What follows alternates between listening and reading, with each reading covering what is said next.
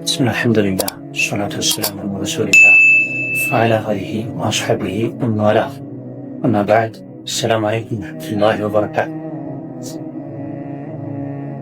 وقد روينا أن رجلا أتى إبراهيم بن أدهم عند سود إبراهيم بن أدهم متى إبراهيم بن أدهم በታቢዒ ዘመን የነበሩ ሰው ናቸው። ወደ ሱና የተጠጋ ተሰውፍ ላይ የነበሩ ሰው ናቸው። ከዛ በኋላ የመጡ ሰዎች ናቸው ተሰውፍን ያበላሹ ከነ ሱፊያን አሰውዲ ከፉዳይል ብን ኢያድ ከሌሎችም ጋር ትልልቅ የሱና የሐሳብ አዋቂዎች ጋር አብረው የነበሩ ሰው ናቸው። አንድ ሰው ወደ እሳቸው መጣ። የምክር ሰው ናቸው። ፈቃል አላቸው፣ ያ አባ ኢስሐቅ አንተ የኢስሐቅ አባት ሆይ ኢብራሂም ብን አድሃም ሆይ ኢነኒ እኔ ላ አስቢሩ አኒል መሐሲ ከወንጀል መታገስ አልችልም አላቸው። ያማከራቸው ሐኪም ናቸው፣ የልብ ሐኪም ናቸው። የጤና ባለሙያዎች የአካል የአጥንት የስጋ የልብም ከተባሉ የልብ የላይኛው የቅርጹ ሐኪሞች ናቸው። የሸሪዓ አዋቂዎች ደግሞ የልብ የውስጡ ሐኪም ናቸው። የዚህ ባማከራቸው እኔ ከወንጀል መታገስ አልችልም፣ ሆነ ወንጀል ፊት ለፊት የገጠመኝ ያን ወንጀል መስራት ነው የኔ ስራ። ፈቁል ሊ ቀውለን እንደው እስቲ የምትለኝን በለኝ፣ አንተፊዑ ቢህ ልጠቀምበት የምችልን ንግግር እስቲ ንገረኝ፣ ምከረኝ አላቸው። ጥሩ ሐኪም ቤት ነው ሄደው ስለይ በልብ ጉዳይ ላይ ረሒመሁላህ ተዓላ ቃለ ኢብራሂም ብን አድሃም አቡ ኢስሐቅ አሉት፣ ነዓም እሺ ያደርጋለሁ አሉት።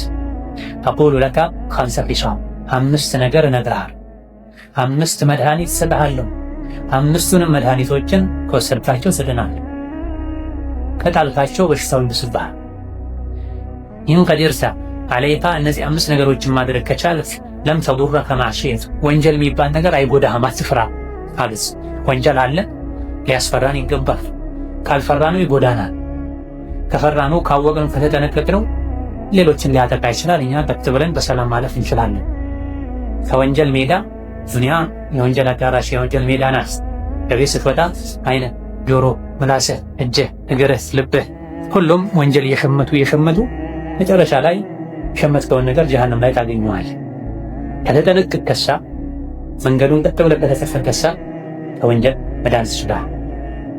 ኩሉ ናሲ የጉዱ ፈባይዑ ነፍሰሁ ፈሙዕቲቁሃ አው ሙቢቁሃ ነቢ እንዳሉት ሰላስ ሁሉም ሰው ማልዶ ወጥቶ ማለዳ ላይ ከቤት ወጥቶ ነፍሱን ወይም ይሸጣታል ከሸይጣን ወይም ይገዛታል።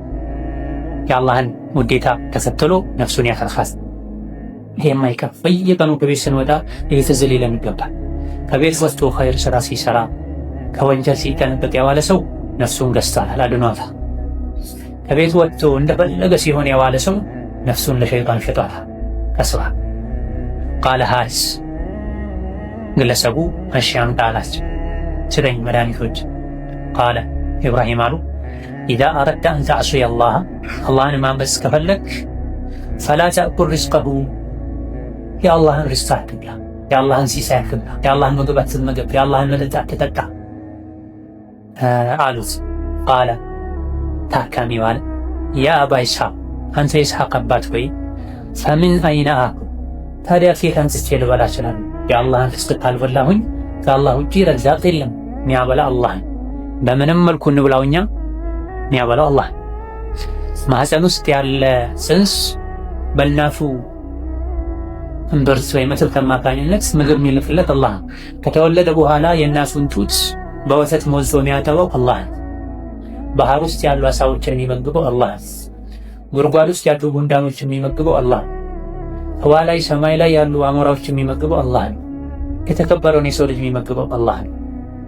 ለአንተ ለምግብነት የሚያገለግሉ እንስሳትን የሚመግበው አላህ ነው። ወማ ሚን ዳበትን ኢላ ዐለላሂ ሪዝቁሃ ምድር ላይ አንዳች ተንቀሳቃሽ የለችም ሪዝቋ አላህ ላይ ቢሆን የሚመግባት አላህ ላይ። ስለዚህ ይሄን ያውቃል እሱ። ወንጀል መስራት ከፈለክ የአላህን ሪዝቅ አትብላ አልከኝ፣ ኬት ልብላ ታዲያ? ወኩሉ ማ ፊል አርዲ ሚን ሪዝቂላህ ምድር ላይ ያለ በሙሉ የአላህ ሪዝቅ ነው። ምን ልብላ ሳልበላ ልኖር እንዴ ማለት ነው። ቃለ ኢብራሂም አሉ ሐኪሙ አፈያሕሱኑ ታዲያ ይሆናል እንዴ ያምራል እንዴ አንተ አኩለ ሪዝቀሁ የአላህን ሪዝቅ የበላህ ወተዐሱየሁ እሱን ማመፅ ያምራል? ይሄዳል? ይገጥማል? አይሆን አንደኛው መድኃኒት ተዋጠለት። ቃለ ላ አይሆንም፣ የአላህ ርዝቅ የበላሁኝ እሱን ማመፅ አይሆንም፣ ማያምር ነገር ነው። ሀሲ ሳኒያ አንደኛው መድኃኒት ብቻ፣ ሁለተኛውን ስጠኝ አላት። ቃለ አሉት ኢብራሂም ኢን አረድተ ከፈለግ አንተ አዕሲየሁ አላህን ማመፅ ስትፈልግ እንግዲያውስ እኔ ምንም ከወንጀል አልታገስም ብለሃል። የወንጀል አጋጣሚዎች በተፈጠሩ ቁጥር ፈላ ተስኩን ቢላደን የአላህ ምድር ላይ አትኖር። ከአላህ ምድር ወጣ ብለህ ከአላህ ሀገር ወጣ ብለህ ወንጀል ስራ። ቃለ ሳካሚው አለ ሀዚህ አሸዱ ሚነ ልኡላ ይሄማ ከፊተኛው ይብሳል። ምክንያቱም ሰማይ ምድሩ የአላህስ ኢዛ ካነት ሰማዋት ወልአርዱ ሰማይ ምድሩ ከሆነ ወማ በይነሁማ በሰማይና ምድር መሃል ያለው ወማ ፊሂማ ሰማይና ምድር ውስጥ የሚኖረውም ለሁ የአላህ ብቻ ከሆነ ሰማይ ምድሩ በዛ ላይ ያለው ሁሉ የአላህ ከሆነ ፈአይነ አስኩን የት ልኖር? ቅድሙ ትንሽ ይቀላል። ከዚህ አንፃር የአላህ ሪዝቅ አትብላን ያልከኝ ሳልበላ እንኳ የተወሰነ ጊዜ ልኖር እችላለሁ። አሁን ግን ለሰከንድ ገሬኔ ታሳርፋል። ምድር ላይ ብኖር የአላህን፣ ሰማይ ላይ ብኖር የአላህን፣ ከምድር ስር ብኖር የአላህን። ቃለ ኢብራሂም አሉት ያ ሃዳ አንተ ሰውዬ ፈያሕሱኑ ያምራል እንጂ ይሄዳል ያዋጣል። አንተ አኩለ ሪዝቃ የአላህን ሪዝቅ እየበላህ ሌላ ረዛቅ የለም ብለሃል። ወተስኩነ ቢላዳ የአላህ ምድር ላይ የኖርክ ወተዕሲየሁ እሱን ማመፅ እሱን ማስቆጣት ያምራል ይገባል አለች። ቃለ ላ አለ በጭራሽ አይሆን። ሁለተኛው መድኃኒትም ሰራ ተቀበለ። ሀሲ ሳሊታ ሶስተኛውን ስጠኝ። ቃለ ኢብራሂም አሉት ፈኢዛ አረድተ በፈለክ ጊዜ አንተ አዕሲየሁ ጌታ አላህን ልታምፀው ስታስቆጣው ህጉን ልትጥስ በወሰንክ በፈለክ ጊዜ ፈንظር ፈልግስ መውዲዕን ቦታ ፈልግ ላ የራከ አላህ አንተን ማያይበት ቦታ ፈልግና ፈዕሲህ እዛ አላህ ማያይበት ቦታ ላይ ሆነ አላህን አምፀው አላህን አስቆጥ። ፈዕሲህ ፊህ እዛ አላህ ማያይበት ቦታ ላይ ሆነ አላህን አምፅ። ቃለ ታካሚው አለ ያ አባ ኢስሐቅ የኢስሐቅ አባት ወይ ፈከይፈ አስነዑ እንዴት አደርጋለሁ? እንዴት እችላለሁ? የት አገኛለሁ እንደዚህ አይነት ቦታ? አላህ እኔን የማየበት ቦታ የት አገኛለሁ? ወማ ፊ ሰማይ ወልአርድ ሰማይ ውስጥም ይሁን ምድር ውስጥ ወልጂባሊ ተራራዎች ውስጥ ወልቢሓሪ ባህሮች ውስጥ መውዲዑን አንዳች ቦታ የለችም ኢላ ወሁወ ባሪዙን ለሁ የአላህ ያ ቦታ ለአላህ ግልጥ ብሎ የሚታየው ቢሆን እንጂ ያውቃል ሰውየው እንዲሁ ነፍስያው አሸንፈው እንጂ አነጋገሩም ይሄን ነው የሚያሳይ። አላህን ማመፅ ከፈለግ ከወሰን ወንጀሉን ከመጀመርህ በፊት አላህ አንተን ማየት ማይችልበት ቦታ ላይ ሆነህ እንጂ ወንጀሉን አትስራ አሉት። ጥሩ መድኃኒቶችን ነው የሰጡት። ከበድ ያሉ መድኃኒቶች መድኃኒት የታዘዘለት ያለው መካል ያውቃል። ስለ መድኃኒት መውሰድ ይቻላል አይቻልም። ለዚህም ነው ምን አለ ከይፈ አስነዕ እንዴት አድርጌ ይሄን ማሳካት ይችላል? ወንጀል ልሰራ ፈልጌ ጭራሽ አላህ እኔን የማየበት ቦታ የት አገኛለሁኝ? ወማ ፊ ሰማይ ወልአርድ ሰማይም ይሁን ምድር ውስጥ የለም። ወልጂባሊ ወልቢሓር ተራራዎችም ይሁን ባህሮች ውስጥ የለም። መውዲዑን አንዲት ቦታ የለችም ምን ቢሆን እንጂ ኢላ ቢሆን እንጂ ወሁወ ያ ቦታ ሰማይ ምድር ላይ ተራራ የብስ ላይ ያለው ቦታ ባሪዙን ለሁ ለጌታ አላህ ግልጥ ብሎ የሚታይ ቢሆን እንጂ ለሰው ነው ጋራ ሸንተረር ከፍታ ዝቅታ እይታን የሚከልለው እንጂ አላህ ያው ከባህር ስር ያለውን ያያል። አላህ በረሃ ላይ የብስ ላይ ያለውን የሚያየውን ያክል ሌሊት የሚሰራውን ያያል። ጠራራ ፀሐይ ላይ ከሚሰራውን የሚያየውን ያክል ሰዋው ሚንኩም መን አሰረ አልቀውለ ወመን ጀሀረ ወመን ሁወ ሙስተኽፊን ቢለይሊ ወሳሪቡን ቢነሃር ለሁ ሙዐቂባቱ ሚን በይኒ የደይሂ ወሚን ኸልፊሂ። ይሄ የሱረቱ ራዕድ አንቀጽ ነፍስያው ለወንጀል ለምትገፋፋው ሰው ትልቅ መድኃኒት ደጋግሞ ሊቀራሚ ይገባል። በቀንም ይሁን በጨለማ የምትሰራው ለአላህ እኮ ነው። በግልጽ የምታወራው ጮክ ብለህ ዝቅ ብለህ የምታወራው በልብ የምታስበው አላህ ዘንድ ነው። ከዚህም በተጨማሪ የሰው ልጅ ተጠባባቂ መላእክቶች ተመድበውበታል ይላል። ሲያራ ጌታዬ አላህ እኮ ያያል ማፊ ቃዕሪል ባህሪ ባህር ውስጥ ያለውን ያያል። ወተሕተ አጥባቂል ጅባሊ ከተራራዎች ስር ያለውንም ያያል። እኛ ተራራ ላዩ ነው የሚታየን፣ አጥባቅ አለ ደረጃዎች አሉት ወደ ስር። ማንኛውም ተራራ ምድር ላይ የሚታይ ተራራ ወደ ላይ ባለው ከፍታ ልክ ወደ ታች ጥልቀት አለው ይባላል። ለምድር አላህ ችካል አድርጎ ስለሆነ ተራራዎችን የፈጠረው የትም የምናየው ከፍ ያለ ተራራ ከምድር ላይ ከፍ ብሎ እኛ በምናየው ልክ ወደ ታች ጥልቀት አለው። አፍሪካ ላይ፣ አሲያ ላይ፣ ዓለም ላይ አለ የሚባል ረጃጅም ተራራን ወደ ላይ በምታየው ልክ ወደ ታች ጥልቀት አለው። ታዲያ ጌታ አላህ ወደ ላይ ያለውን ተራራ ብቻ አይደለም የሚያየው፣ ወደ ታች ያለውን ዝግዛጉን ደረጃውን የተራራ ስር ያለውን የሚያየው። ከተራራው ስር ያለችን አንዲትን ብናኝ መነሻ ጠጠርን አላህ ያያታል። እኛ የምናየው ተራራውን ከፊሉን በዚህ በኩል ያለን ተራራ በዚህ በኩል በእኛ በኩል ያለው ጫፉን እንጂ የምናየው በዚያ በኩል ያለውን ለማየት ወደዛ መሄድ አለበት። በምስራቅ በምዕራብ በኩል ያለውን ለማየት እንደዚሁ ጫፉን ለማየቱ ወደ ላይ መውጣት ሊጠበቅብን ይችላል። አላህ ግን ከሱ የሚደበቅ እንዳይ በአራቱ መቅጣጫ በስድስቱ መቅጣጫ ጌታ አላህ ያይ ከፊት በኋላ ከግራ ከቀኝ ከላይ ከታች ያለው ነው። ቃለ ሐኪሟን ያ ሀዛ እንት ሰውዬ ፈያሕሱኑ ያምራል እንዴ ይሄዳል እንዴ አንተ አኩለ ሪዝቀሁ የአላህን ርዝቅ የበላህ ወተስኩነ ቢላደሁ በሱ ምድር የኖርክ ወቱጃሂረሁ ቢማዕሲየቲሂ ጌታን ማመፅ ላይ መዳፈር በይፋ ወንጀል መስራት አላህ እያየ በይፋ ወንጀል መስራት። ቱጃሂረሁ የሚለው ለሰውም ሙጃሃራ ማድረግ ይፋ ማውጣት ይሆናል፣ ለአላህም ይሆናል። ሰው በይፋ እያየ አሰራም አላህ እያየህ እያወቅህ በይፋ እንዴት ትሰራለህ? ቃለ ላ አይሆንም አያምርማ ይሄን ማድረግ አያምር። እሱም ርስቅ የበላሁ በሱ ምድር ላይ የኖርኩ ከሱ ማልደበቅ ከመሆኔ ጋር መንደበቅ መሸሸግ የማልችል ከመሆኔ ጋር እሱን ማመፅ አያምርም።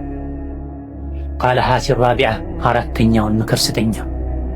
ሶስት መድኃኒት ወስዶ ተጠቅሞ ቃለ ሐኪሙ ኢብራሂም ረሒመሁላህ ኢዛ ጃአካ ወደ አንተ ሲመጣ መለኩል መውቲ የሞት መላይካ በጉቦ ሽምግልና በጉልበት በኃይል በብልጠት በልመና ማይመለሰው ቆራጡ መላይካ ሰዓቱን ጠብቆ ወደ አንተ ነፍስህን ሊወስዳት በመጣ ጊዜ ሊየቅቢደ ሩሕክ ሩሕን ሊወስድ ሲመጣ ቁል በላንድ ለመላይካው በለው ለሀያሉ መላይካ አኺርኒ ጠብቀኝ ሐታ አቱባ ተውበት እስካደርግ አንዴ ቆመህ ጠብቅ በለው ለመላይካ።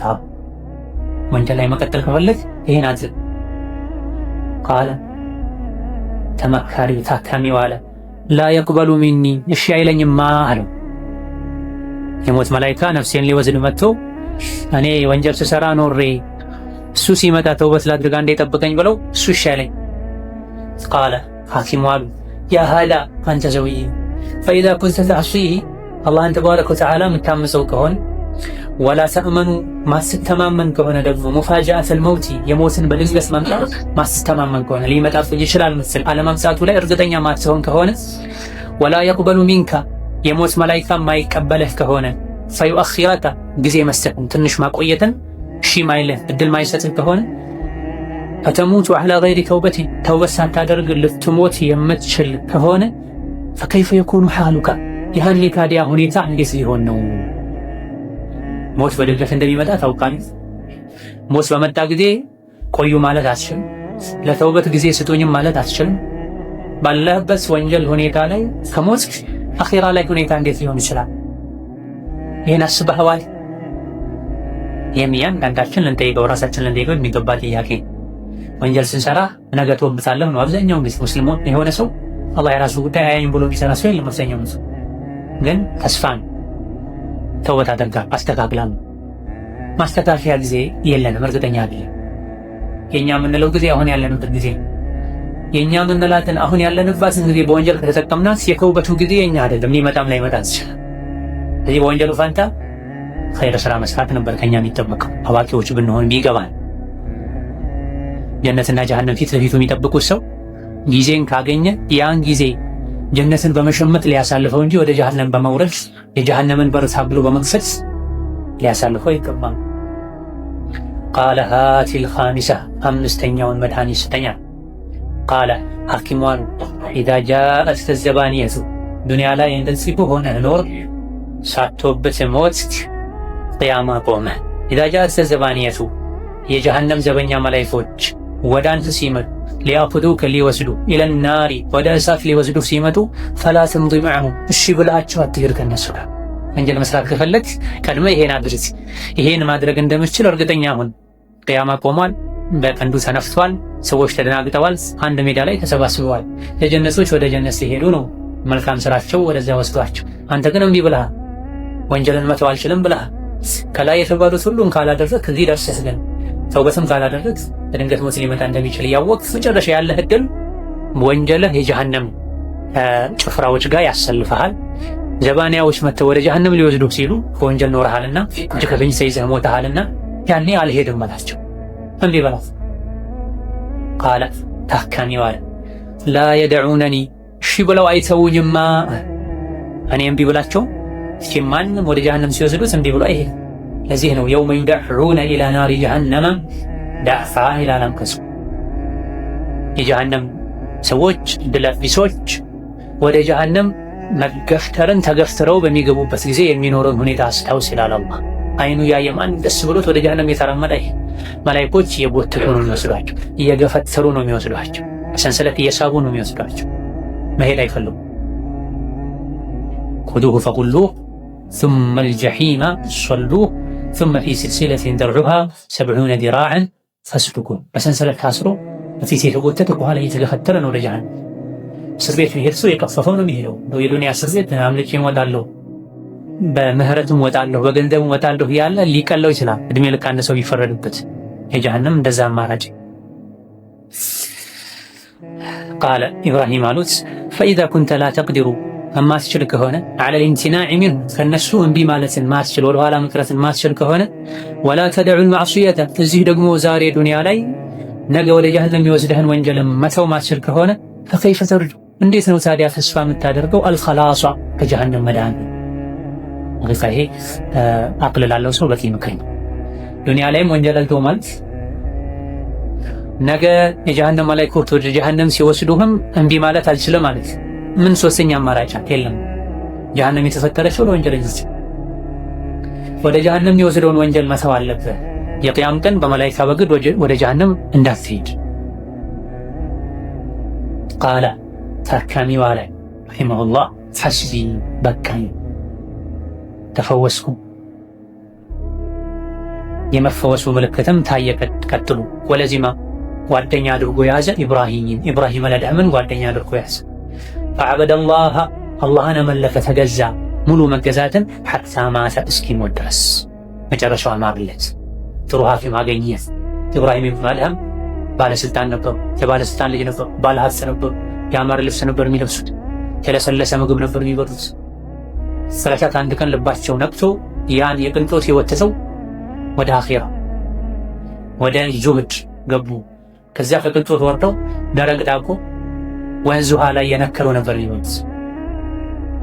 አጥተዋል፣ ዱንያን ንቀው ትተዋል። ዘመናዊ ቤታቸውን ትተው በረሃ ላይ ከቦታ ቦታ እየቀየሩ ከሰው እየሸሹ ከዱንያ እየሸሹ ይህ የውስጥ ደስታን ሰጥቷቸው ተመልከት። ደረቅ ዳቦም በወንዝ ውሃ ዲጅላ በሚባል ወንዝ ውሃ አርጥበው እየበሉ ለው ዐሊመል ሙሉኩ ወአብናኡል ሙሉኪ ማ ነሕኑ ፊሂ ለጃደሉና ቢስዩፍ ይሉናል። ንጉሶች፣ የንጉስ ልጆች እኛ ውስጥ ያለውን ደስታ ቢያውቁ ኖሮ ስጡን ብለውን አንሰጥም ስንላቸው በሰይፉ ታግለውን ይቀሙን ነበር ደስታችንን ብለዋል። ምን የበሉ? ደረቅ ዳቦ ቂጣ በውሃ አርጥበው እየበሉ። ስለዚህ ደስ ያለው በምንድን ነው? በዒባዳ አላህን በመታዘዝ አላህን በመፍራት። ወይኑት ዲሳ ቀጠሉ ኢብኑ ቁዳማ ምክራቸውን ከተፈተንክ ቢማዕሱየቲ ወንጀል ላይ በመውደቅም ከተፈተንክ በላጩ ወንጀል ላይ ያለመውደቅም አስተማማኙ ወንጀል ላይ ያለመውደቅ ነው። ቅድም ብለናል። ወንጀል ያልሰራ ሰው ዋስትና አለው፣ አላህ ይቀርበው። ግዴታውን የተወጣ ወንጀል ያልሰራ አላህ ወንጀል ሰርቶ ተወብታለሁ አላህ ይምረኛል ያለ ሰው ግን በአደጋ መሃል ነው ያለው። ተውበት ሳያደርግ ሊሞት ይችላል። ተውበቱ ተቀባይነት ላይ ያገኝ ይችላል። ተውበቱ ከወንጀሉ ተመጣጣኝ ላይሆን ይችላል። አደጋ ላይ ነው። የሆነ ሆኖ ግን አንተ ፈተና ላይ ከወደቅክ ሰው ነህ፣ በተሳሳትክ ፈባዲር ፍጠን ኢለ ተውበት፣ ወደ ተውበት ፍጠን። እሽከዳለም ነገ ተነገ ወዲያ ሳገባ ስወልድ ስራ ስፈጠር ብድሬን ስመልስ እንደ ጓደኛ የገሌ ሀብታም ሲሆን ቱጃር ሲሆን አንተ በአንተ እጅ አይደለም ያለ። ወልእስትግፋር ወደ እስትግፋር ፍጠን። ወነደም ወደ ጸጸት ፍጠን። ከወንጀሉ ታቅብ። ለምን ሰራው ብለህ ተጸጸት። ሁለተኛ ወንጀል ሰራም ብለህ ቃል ግባ። ከዛ በኋላ እስትግፋር አድርግ። ከዛ በኋላ መልካም ስራ ስራ። ልብህ ወንጀል ላይ ኢዕቲካፍ አድርጎ ሳለ አልለቅም ብሎ ወንጀሉን በአፍ አስተግፊሩላህ ብትል ለዛሬ ወንጀል ዛሬ እስትግፋር አድርገህ ተውበት አድርገህ ነገ ግን እመለሳለሁ ከተቸገርኩኝ አሁን ወንጀሉን ሰራዋለሁ ካልክ ይሄ መስፈርቱን ያላሟላ ተውበትህ እውነተኛ እንዲሆን ወብኪ አልቅስ አላ ኸጢአቲክ በሰራህ ወንጀል አልቅስ። ወንጀል ያስለቅስ። የዱንያ ምት፣ ህመም፣ ኪሳራ፣ እስር እንደሚያስለቅስህ ነገ የጀሃነም እስር ቤት እንድትገባ የሚያደርግህ ወንጀልህ ያስለቅስህ። አላህን ፈርቶ ወንጀልን አስታውሶ ማልቀስ ልብን ያጸዳል፣ ወንጀልን ያራግላል። የቅያም ቀን የወንጀል ሸክም እንዲቀል ያደርጋል። አይናኒ ለን ተመሰሁሙና ሁለት አይኖች የጀሃነም እሳት ተነካቸውን ብለዋል ነብዩ ሰለላሁ ዐለይሂ ወሰለም። አንደኛው አላህን ፈርቶ ያለቀሰ አይን፣ ሁለተኛ የእስላምን ድንበር የዲንን ድንበር ሲጠብቅ ሳይተኛ ያደረን አይን። ሁለት አይኖች እሳት ተነካቸውን ብለዋል ነብዩ ሰለላሁ ዐለይሂ ወሰለም። ፈኢነከ ላ ተድሪ ምክንያቱም አንተ አታውቅም ዓላማ አንተ ሚንሃ ወብኪ ዓላ ኸጢአቲክ በወንጀልህ ምክንያት አልቅስ ፍራ። ምክንያቱም ፈኢነከ ላ ተድሪ አታውቅምና ዓላማ አንተ ሚንሃ ያ ወንጀልህ አንተ ላይ የሚያመጣብህን መዘዝ አታውቅም። አንዳንዴ ወንጀሉን እንረሳዋለን፣ አላህ ግን አይረሳው። አንዳንዴ ትንሽ ነው ብለን እናስባለን፣ ብዙ አንጨነቅለትም። አላህ ግን ትልቅ ነው። ወበዳ ለሁም ሚነላሂ ማ ለም የኩኑ የሕተሲቡን። ወንጀልን እኛ በናቅነው ቁጥር አላህ ዘንድ ይከብዳል፣ እኛ በከበደን በፈራነው ቁጥር አላህ ዘንድ ይቀላል። የቅያም ቀን ያላሰቡት ዕዳ ተጋለጠላቸው ይላል። ይሄ ወንጀል የሰሩ ወንጀል ለሚረሱ ሰዎች፣ ትልልቅ ጥፋት ያጠፉ ወንጀላቸውን ለሚንቁ ሰዎች። የዘመኑ አንዱ በሽታም ይሄ ነው። ቀኑን ሙሉ ወንጀል ስንሰራ እንውላለን። ማታ ምንም ወንጀል እንዳልሰራ ሰው እግራችንን ዘርግተን ዘና ብለን ተኝተን ጠጣን። አላህን እናማርራለን፣ እንተማመናለን ምንም እንደማይቀዳ። አነስ ብን ማሊክ በዘመናቸው ለነበሩ ሰዎች እናንተ ወንጀል ትሰራላችሁ፣ በነቢይ ዘመን ያው ወንጀል ብንሰራው ከሰማይ ቋጥኝ እንዳይዘንብብን እንፈራ ነበር። እናንተ ግን ያን ወንጀል ሰርታችሁት አፍንጫ ላይ ያለን ዝንብ እሺ ብሎ የማባረር ያክል እንኳ ቦታ አሰጡት። ምን ሆነ? አነስ ሰሓባው ለሰሓቦች ለታቢዒዎች ይሄን ቃሉ ዛሬ ከ1400 ምናምን ዓመት በኋላ ያለውን ህዝብ ቢያዩ ምን ነው ነበር? ንግዱ ወንጀል የሆነ ህዝብ፣ ንግዱ ስራው ወንጀል የሆነ ህዝብ ኢላ መን ረሒመላህ አላህ ከነሱ ታዘነላቸው።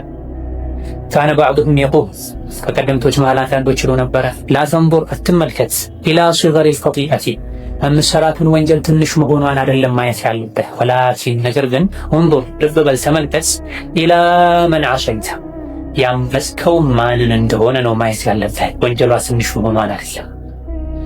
እኔ ምን ሰራሁ? ስንትና ስንት ሙጅሪሞች አሉ ሀገር የሚያወልጉ ይልሃል። እስቲ ያነሱን ወንጀላት አንተ የሰራት ወንጀል ትንሽም ብትሆን ያመፅከው ማንን ነው? ህጉን የጣስከው ማንን ነው? ያን ነው ማየት ያለ። ይሄ የቢላል ብን ሰዕድ ታላቁ ታቢዒ ንግግር። የሰራው ወንጀል አላህ ተባረከ ወተዓላ የከለከለው መሆኑን እንጂ ትልቅ ትንሽ መሆኑን ናት።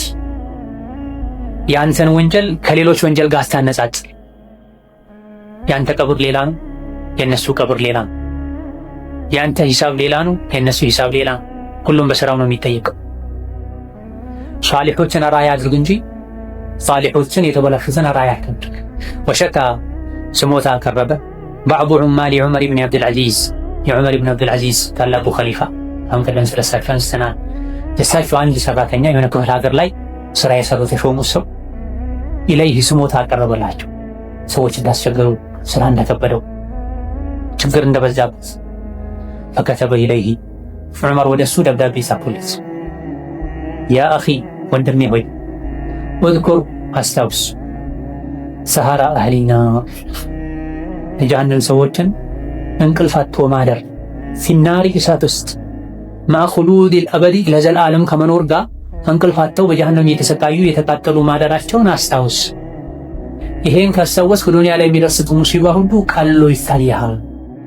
ዋሕደር ተጠንቅቅ አን የኩነ አልሙንሰረፉ ቢካ ያንተ መመለሻህ እንዳይሆን ሚን ዒንዲላህ የቅያም ቀን አላህ ፊት ለፍርድ ከቆምክ በኋላ ኢለናስ መመለሻህ ወደ ጀሃነም እንዳይሆን ጥንቃቄ አድርግ። ሁሉም ለፍርድ ሜዳው ላይ ተቆማ። ሜዳው ላይ ከተቆሙ በኋላ ከፊሎች ወደ ጀነት ከፊሎች ወደ ጀሃነም ነው የሚመለሱት። አንተ አላህ ፊት ለፍርድ ከቀረብክ በኋላ መመለሻህ ወደ እሳት እንዳይሆን ተጠንቀቅ። ፈየኩነ ያ መመለስ ከአላህ ርቆ መሄድ ወደ ጀሃነም መውረዱ እንዳይሆንብህ አኺረል ዐህዲ የመጨረሻ ጊዜ ወሙንቀጢዐ ረጃኢ የመጨረሻ የተስፋ መቁረጫ የተስፋ መቋረጥ እንዳይሆንብህ ተጠንቀቅ። አንድ ሰው ለፍርድ አላህ ፊት ቀርቦ እሱ ወደ ጀሃነም ይሂድ ተብሎ ከተፈረደበት ከጌታው ጋር ያለው ግንኙነት የመጨረሻው እሱ ዐህድ ማለት ጊዜ ማለት አጋጣሚ ማለት ዐህድ ፉላን እንደሚባል ሙንቀጢዐ ረጃ የተስፋህ መመናመኛ የተስፋህ መቆረጫ ያ እንዳይሆን ጥንቃቄ አድርግ። ያን ውሳኔ አላህ እንዳይወሰንበት ዛሬ እዚህ አላህን ተማጽ፣ ፍራው፣ አክብረው። የሰዎችን ችግር ሙሲባ ከጀሃነም ሙሲባ ጋር አነጻጽረው። ሰው ምንም ቢፈትንህ ቢያሰቃየህ በበደሉ በግፉ በظልሙ እንቅልፍ ቢነሳህ ከዱንያ አንድ ሁለት ሶስት ቀን እንቅልፍ ማጣት ምንም አይደለም። ከምን አንፃር? የጀሃነም ሰዎች ለዘላለም እንቅልፍ አጥተው ከመኖራቸው አንፃር። ፈለማ ቀረበ ኪታበ ሰራተኛው መጽሐፉን ሲያነበው ጠወል ቢላድ ሀገር አቋርጦ መጣ። ሐታ ቀዲመ ዐለይሂ ዑመር ጋር እስኪገባ ድረስ ሩቅ ሀገር ነበር ያለው የተሾመው ስራ ተብሎ የተወከለው። ሰዎች ያስቸገሩኛል፣ አልታዘዛሉ፣ አመዙን የሚል ስሞታ ነበር ያቀረበው። አንተ የሰዎችን ችግር እርሳ፣ ጀሃነምን አስታውስ። ከዚህ ችግር የባሰ እኮ ጀሃነም አለ። ያን ብታስታውስ የዱንያ ችግር ሁሉ ቀሎ ይታያል ነው መልእክቱ። የአኼራን ችግር ማያውቅ ሰው ነው የዱንያ ትንንሽ ችግሮች የሚከብዱት። ወደ ኩፍር መሄድ፣ ወደ ወንጀል መሄድ፣ በሰው ወደ መጣላት መሄድ፣ የተኛውም ችግር የደረሰብህ ከጀሃነም ጋር ስታነጻጽረው የጀሃነም ስቃይ የክብር ስቃይ አለ አይደል? እንዲህ በል ቀለል ይላል። ራበስ የጀሃነም ራብ አለ አይደል? ይሄ ሞገስ የጀሃነም ግለስ ሞገስ አለ አይደል? እንዲህ በል ሁሌ ስለዚህ ለቤታችን ጀሃነም ካለ ሁኔታችን ያምራል። ከፊት ለፊታችን ዘይታችን ጀሃነም ሲሰወር ሁኔታችን ይበላሻል። ትንሹ ነገር ይከብደናል፣ ከዲን ያርቀናል፣ ከአላህ ያቃላን። ፈቃለ ዑመር አሉት ማ አቅደመከ ምን አመጣ ለመጣህ? ቃለ ሰራተኛ ማለት ኸላዕተ ቀልቢ ልቤን ውልቅ አረከው እኮ ቢኪታቢከ በጻፍከው ደብዳቤ። ምክር ይገባቸው ነበር። የድሮ ሰዎች ይመከሩ ነው፣ ለምክር ቅርብ ነበር። ቅድሙ የኢብራሂም ብን አድሃሙም ይሄን ነው የሚያስብ። ምንም ከወንጀል መታገስ አልችልም ያለው ሰው እንኳ ሲፈክሩት እንዴት አድርጎ ምክሩን ይውጠው እንደነበረ አይከናም። በዘመናችን ያለ አብዛኛው ሰው ምክር አይወድም፣ ምክር አይፈልግም፣ መካሪዎችን ይጠላል። ዝም ብሎ ስሜቱን መጋለብ ነው የሚፈልገው። የግልቢያው መጨረሻ ጀሃነም ቢሆን ጎበዝ በርታ ጥሩ ሰው ነህ የሚለው ሰው ነው ሰው ብዙ ጊዜ የሚፈልገው በዘመናችን። ተው አላህን ፍራ፣ ይሄ ችግር አለ፣ ይሄ ጉድለት አለ፣ ይሄን አስተካክል የሚለውን ሰው እጁን ስሙ፣ አመሰግናለሁ ሚሊየን ቢሊየን ብር ከምትሰጠኝ ይሄ ምክር ይሻለኛል ብሎ የሚቀበል ሰው ጥቂት እንጂ አታገኝ። የድሮዎች ግን ደስ ነበር የሚላል፣ ደስ ያላቸው ነበር ምክር ተቀብለው የሚወጡት አመስግነው የሚሄዱት።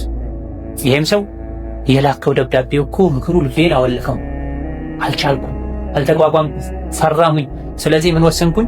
ላ አሚልቱ አልሰራም ካሁን በኋላ ለካ ለአንተም ቢሆን ወላ ሊአሐድ ለማንም ቢሆን ባዕደክ ካንተ በኋላ ኃላፊነት ስጄኔ ስራ አልሰራም።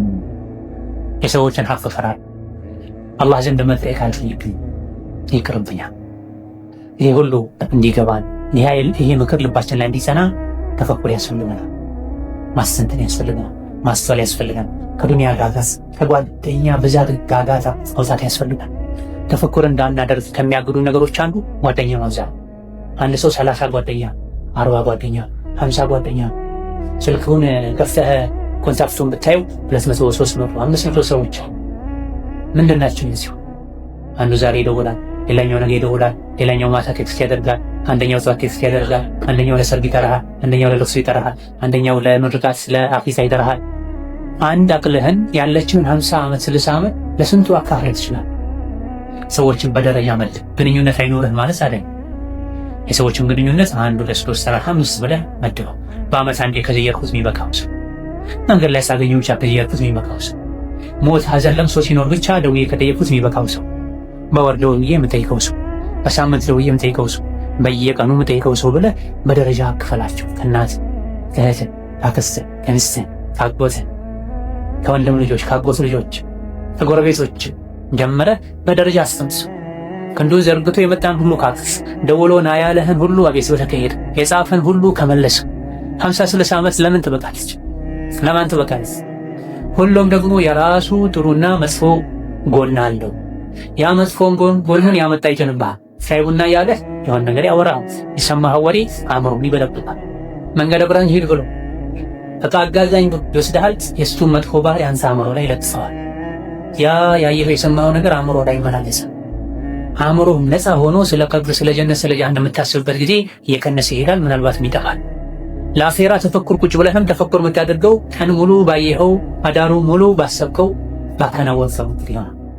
ስለዚህ ግንኙነቶችን መቀነስ፣ ግንኙነትን ከአላህ ጋር ማድረግ፣ ከቁርአን ጋር ማድረግ። አልቁርአን ኸይሩ ጀሊስ፣ ኪታቡ ኸይሩ ጀሊስ። ጥሩ ጓደኛ መጽሐፍ፣ ጥሩ ጓደኛ ቁርአን።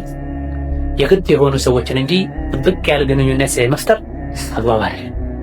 ግንኙነት በጠበቀ ቁጥር ደግሞ የመቆረጥ እድሉም የሰፋ ነው። አብዝተህ ጥብቅ ያልኩበት ሰው ሐቆች ይበዛሉ፣ ግንኙነቱ ይቋረጣል። መካከለኛ አድርግ። ለነፍስ ሐቅስ ጊዜ ስጥ፣ ለአኼራ ጊዜ ስጥ። በገሃድም በምስጢርም ከሚፈሩት ባሮቹ አላህ ያደርግ። ቀልባችንን አላህ ያርዝብልን። እሱን የወደውን ከሚሰሩ የሚጠላውን ከሚተው ባሮቹ አላህ ያደርግ። اللهم حبب إلينا الإيمان وزينه في قلوبنا وكره إلينا الكفر والفسوق والعصيان واجعلنا من الراشدين. ربنا آتنا في الدنيا حسنة وفي الآخرة حسنة وقنا عذاب النار. اللهم لا تدع لنا في مقامنا هذا ذنبا إلا غفرته ولا هما إلا فرجته ولا كربا إلا نفسته ولا دينا إلا قضيته ولا حاجة من حوائج الدنيا والآخرة هي لك رضا ولنا فيها صلاح إلا يسرتها. اللهم اجعلنا هداة مهتدين غير ضالين ولا مضلين.